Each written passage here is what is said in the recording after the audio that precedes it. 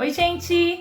Estamos de volta, então, agora para a nossa correção, tá bom? Então, pegue aí a sua borracha, o seu lápis, por favor, confere cada questão para ver se está correta, tá ok? Então, nós vamos na questão número 1.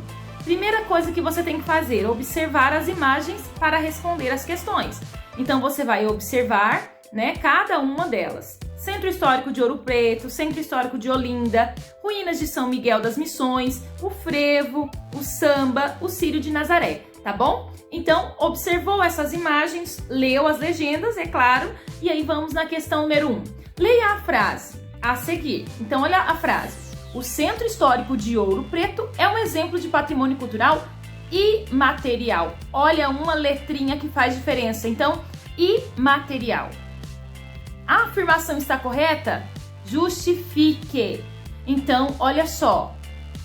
Parece até que é uma pegadinha, né? E só por causa desse i, não está correto. Por quê? Porque o centro histórico, esse Centro Histórico de Ouro Preto, ele é formado por bens concretos. Então, ele não é considerado um patrimônio cultural imaterial, tá bom? Então, justifique aí a sua resposta da sua maneira mesmo, com as suas palavras. Deixe bem claro que o Centro Histórico de Ouro Preto é um patrimônio cultural material, não imaterial. Ok? Acertou? Então, vamos para a próxima. Questão número 2. Vamos? Vamos lá. 2. Ao observar as legendas das imagens, o que é possível afirmar sobre o local onde os patrimônios culturais estão presentes?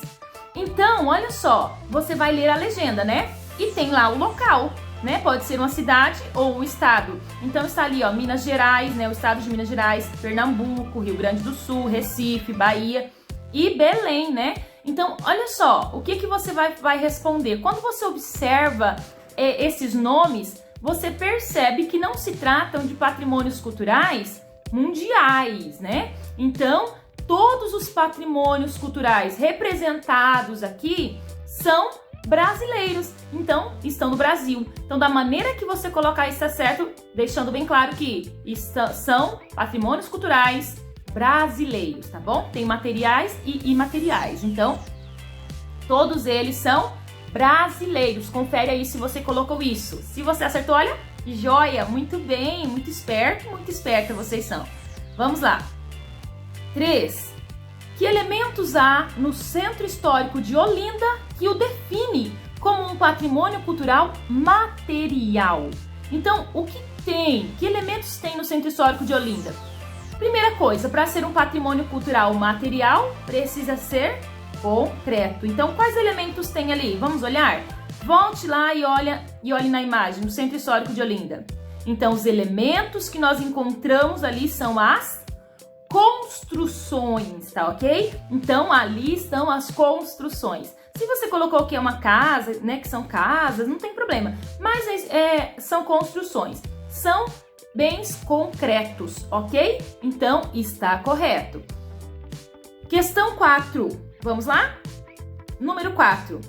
Que outras imagens representadas acima podem ser consideradas patrimônios culturais materiais? Quando fala que outras, então não é para citar o Centro Histórico de Olinda, porque já falou na questão 3 sobre o Centro Histórico de Olinda e afirmou que é um patrimônio cultural material.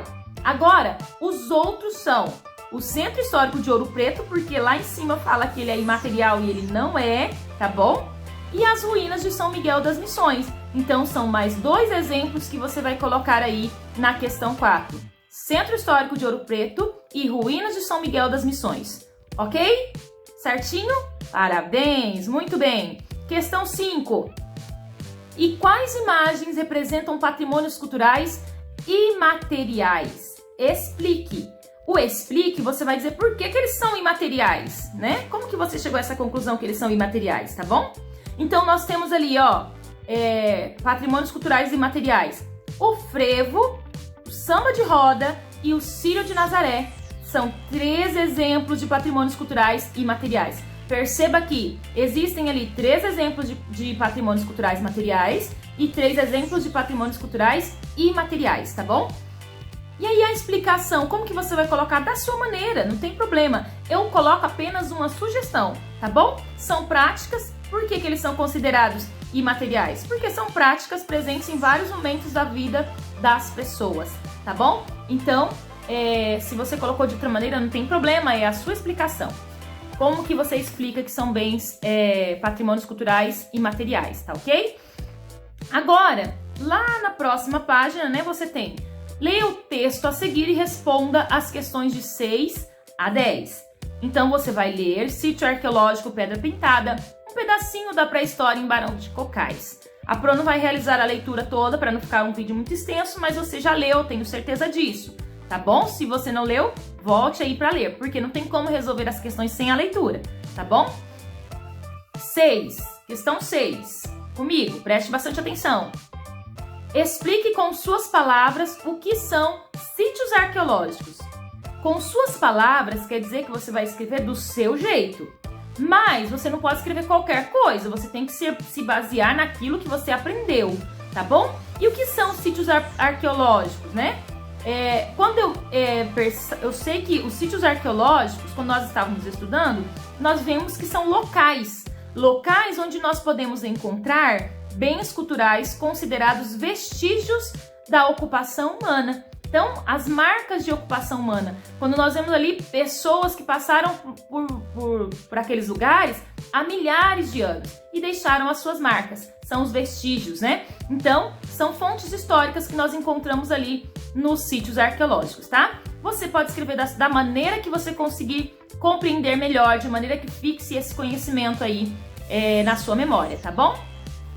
Questão 7. Observe a parte sublinhada no texto. O que é sublinhada? Né? Que passou uma linha embaixo, sublinhada, tá bom? A qual tipo de pintura o texto se refere? Vamos reler o trecho? Então vamos lá, ó. Diversos povos de épocas distintas e diferentes tradições culturais frequentaram o local e fizeram nele suas inscrições, sobrepondo-as umas sobre as outras, cada qual com seu estilo e características próprias. E também está sublinhada a palavra pinturas. Tá?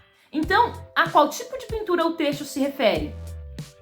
A pintura rupestre, tá? Aquela pintura que eles faziam para deixar as marcas daquilo que eles estavam fazendo, daquilo que era importante, tá bom? Então, por que aqui nós identificamos que são pinturas rupestres? Porque o texto diz que eles fizeram nesses locais, né, as suas inscrições. E inscrições aqui não tá falando de se inscrever, tá? É no sentido de símbolos. Inscrições são símbolos. Então, quando nós lemos que eles deixaram símbolos deles, né, sobrepondo no local umas sobre as outras, nós entendemos então que se trata de uma pintura rupestre. E como fala sobre sítio arqueológico, nós sabemos que nos sítios arqueológicos existem muitas pinturas rupestres, tá bom? Então, por isso que nós chegamos a essa conclusão. E aí você argumenta utilizando justamente o que já está escrito ali. 8. Onde o sítio arqueológico Pedra Pintada está localizado? Então, a informação está lá no texto, tá? Ele está localizado na Vila Colonial de Cocais, distrito de Barão de Cocais, Minas Gerais. Olha, tudo rimando, né? Tá bom? Então, isso você encontra no próprio texto. Questão 9. Releia o trecho a seguir. Vamos comigo? Releia o trecho na questão 9. Em meados de 1840, o paleontólogo dinamarquês Peter Lund, considerado pai da paleontologia e da arqueologia no Brasil, identificou a importância das gravuras. Pesquise no dicionário e registre abaixo o significado das palavras paleontologia e arqueologia. Os significados eles podem variar de acordo com o dicionário, tá?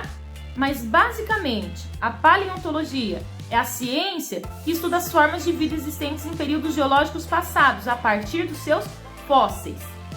E a arqueologia é a ciência que, usando processos como coleta ou escavação, estuda os costumes e culturas dos povos antigos, tá? Aí você pode pensar, nossa, prof, mas tá tão parecido paleontologia com arqueologia? Sim, muito parecido. Sabe como que a gente diferencia? A arqueologia, ela vai estudar os costumes, né, a cultura dos povos antigos, mas da humanidade, tá? E a paleontologia vai estudar outras espécies, né, como animais, vegetais, tá bom? Então, ela vai se atentar para um lado e a arqueologia para outro. basicamente, né, nós percebemos pelo significado que são bem parecidos, tá bom? Então, a diferença é que uma vai estudar a humanidade, a outra vai estudar somente a humanidade, né? E a outra vai estudar os animais também, os vegetais. Questão 10. Considerando os conhecimentos adquiridos na unidade 4 do livro de História, pode-se afirmar que os sítios arqueológicos são importantes? Justifique sua resposta. O que você acha? Os sítios arqueológicos são importantes? São importantes. Agora, essa questão, gente, ela não é uma questão aberta. Eu pergunto pra você, assim, você acha, mas ela não é uma questão aberta no sentido de você pensar, não gosto de história, prof, não vou falar que é importante o sítio arqueológico. Não, tá? Pensando na questão geral, naquilo que você aprendeu no livro, nós aprendemos que os sítios arqueológicos, eles são importantes sim, porque neles nós podemos encontrar vestígios, né? Nós podemos encontrar registros que nos ajudam a compreender como os grupos humanos viveram há milhares de anos, tá bom? Então, eles são importantes. Essa é a questão. E aí você pode colocar a sua justificativa da sua maneira, tá bom? Gente, então essa é a nossa correção, tá bom? Vai pausando, vai ouvindo cada uma delas, vai observando como que está a sua resposta, tá? Depois a Pro vai ler, é claro, quando você trouxer depois novamente o seu caderno, a Pro vai ler as suas questões e se houver necessidade de considerações eu farei, tá bom? Então, olha, obrigada pela sua atenção até aqui, por ter ficado até o final do vídeo, hein? Um beijo e até a próxima aula. Tchau!